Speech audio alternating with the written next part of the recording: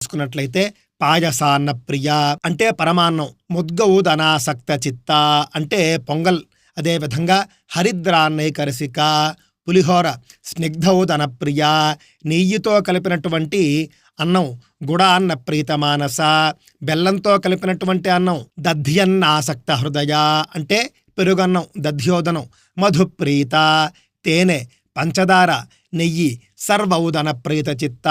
సర్వౌదనం అనే దానికి కదంబం అనేటటువంటి అర్థం కూడా పెద్దలు చెబుతూ ఉన్నారు. కదంబం అని ఒక మంచి నైవేద్యం ఒకటి తయారు చేస్తారు, అది కూడా అత్యంత రుచికరంగానే ఉంటుంది. సర్వౌదనం అంటే కదంబం అని కొంతమంది చెబుతూ ఉన్నారు, కానీ సౌభాగ్య భాస్కర భాష్యంలో మనం చూసినట్లయితే కనుక సర్వౌదనం అంటే పాయసాన్నంతో మొదలుపెట్టి హరిద్రాన్నం వరకు చెప్పినటువంటి 6 రకాల అన్నాల యందు కూడా ఆసక్తి కలిగినటువంటిది అనే చెప్పడం జరిగింది. కావున మనకు అవకాశాన్ని బట్టి